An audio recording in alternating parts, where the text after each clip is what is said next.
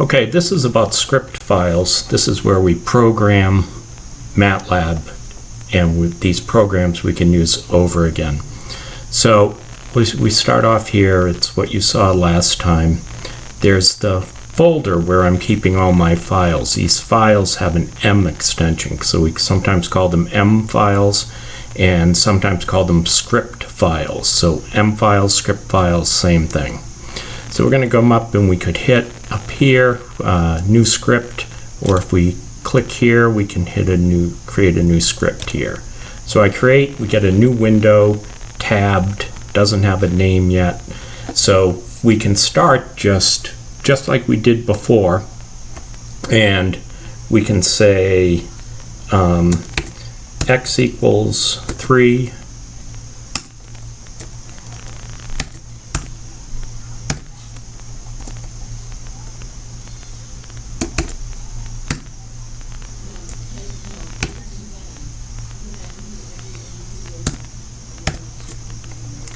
And there we go. You notice that it's not executed yet, and that's because we have to come up here and run it. So if we run, it first tells us to give it a name. MATLAB is very particular about the naming. It can't have many characters. It cannot start with a digit. So I'm going to call it trash, so I remember to throw it out. And no spaces. This messes me up all the time. So you have to put an underscore there. And so it liked the way I saved it, and you can see the file ended up over here. And the first time you do this, it will probably ask you for a file path. So you want to create a path that makes sense where you want to store all your M files, and you can see how I did it. I did it under my 1215 folder, and I created a subfolder which is MATLAB. So there it is. We created our first script file. Now I can close this out and everything's gone. Let me just clear the screen. And now if we want to run it again, we can come over here. Oops. Come over here, double click it. Here it is, ready to go.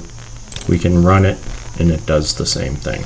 So it gets a little annoying having our command window full of all this. So, well, let me run it again and I'll show you. Let me run it again. And I think it ran. And you can see it's just full. So on your script files, the first two lines you may consider putting in is a clear to clear the memory registers and a CLC to clear the screens. So now we can run it again, and you can see that we have just this run in there.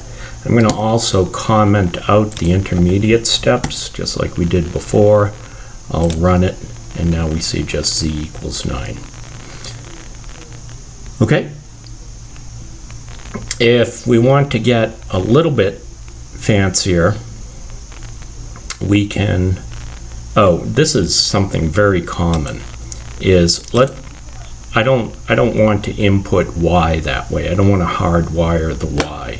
So I'm going to comment it out, and that's a comment. So when it turns green, that doesn't run, and we can very easily uncomment it. And again, you can see I'm working up here.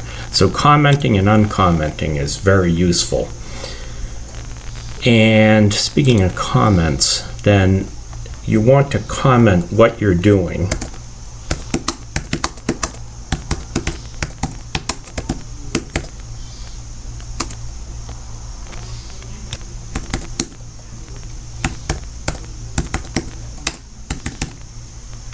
Oops.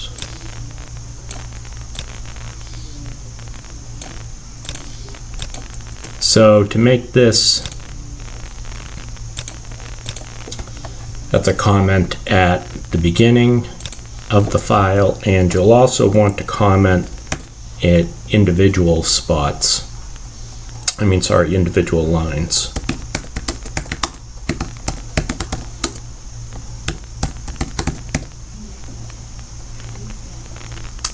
And let's see what happens when we run this. So we have x equals 3, and that's it. And we're asking it to add x plus y. So we run it, and we have an error in line 6 because it can't find the y.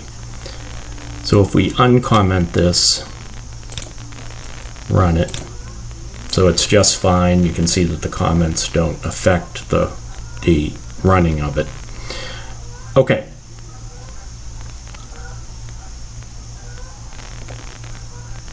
We can get, let me uncomment the y, or excuse me, let me comment the y again. And I want to make this z equals x plus y. So a way we can get user input is we can say y equals input. Input is a magic word. Notice the magic word is lowercase. All the MATLAB magic words are fully lowercase. So the recommendation is that you make your variables starting with uppercase. In that way you won't interfere with the built-in functions in MATLAB. All right, input equals single quote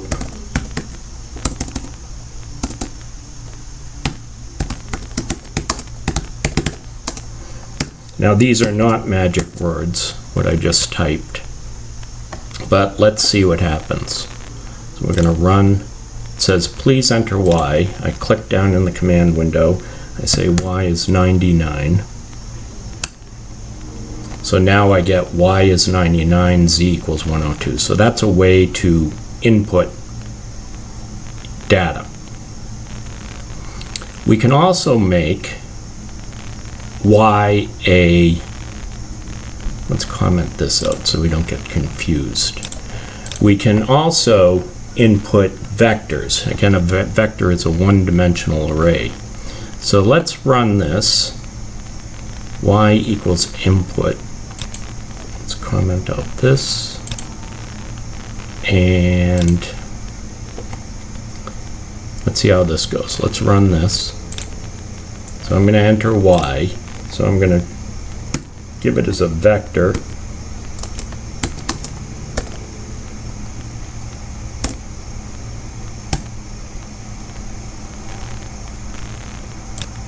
make this.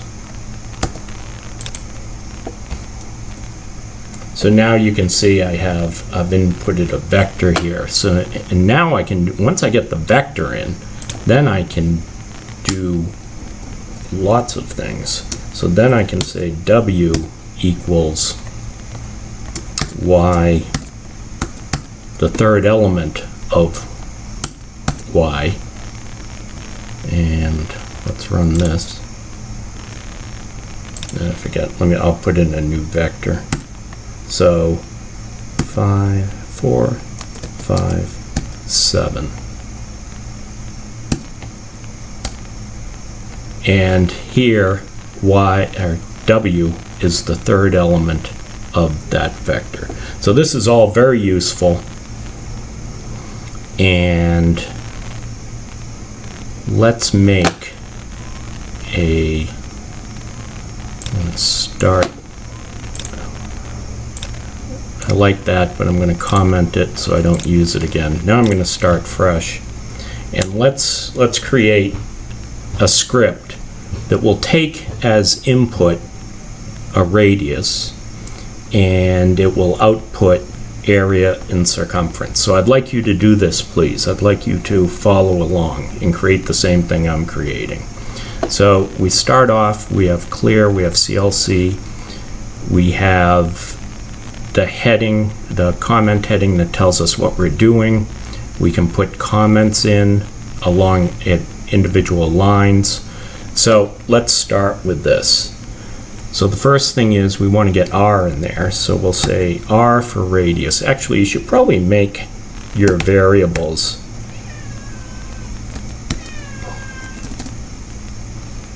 you should probably make your variables a little bit meaningful. So again, I start with an uppercase so I don't get mixed up with MATLAB's magic words, and I say input. Input is a magic word, but nothing I put after will be a magic word.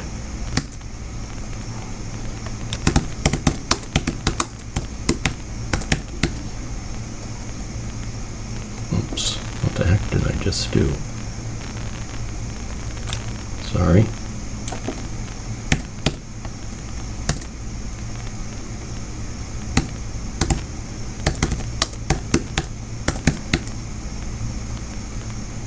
Notice that the colors change as we do this. So we're going to input the radius. So whenever you program, I suggest you do this, is make a very small step and make sure it runs. So we've made a very small step. What should happen is that the registers should clear, the command window should clear, and then we just have an input, which is our radius. So let's make sure that that works.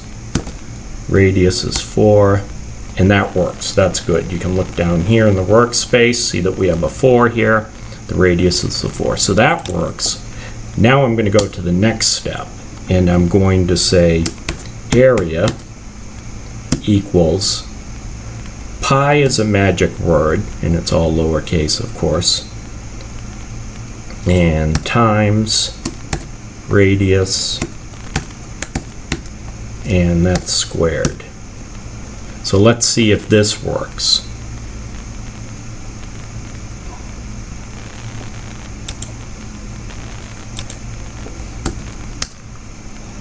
Great, that works. Notice before the multiplying operator and the exponent operator, we could also put a dot in front of that. And let's run it and make sure it works. What do we have? 3. And it works. It gives us the same result. But once you start dealing with vector math, you need to put that dot operator in. It doesn't affect the math that you'd expect it to normally do, as in this case. But it makes a difference when you're working with vectors, whether you put that dot in first. So you may want to get in the habit of putting a dot in there. I'll probably forget it. And then the next thing we want is we want the circumference. And we're going to say that equals pi, oops, that equals pi times radius times 2. All right, circumference equals pi radius. Let's run this and make sure. So we have a radius of 3, say, and that looks right. And you've got it all saved to whatever file you want, and it will be in the correct path. Thank you.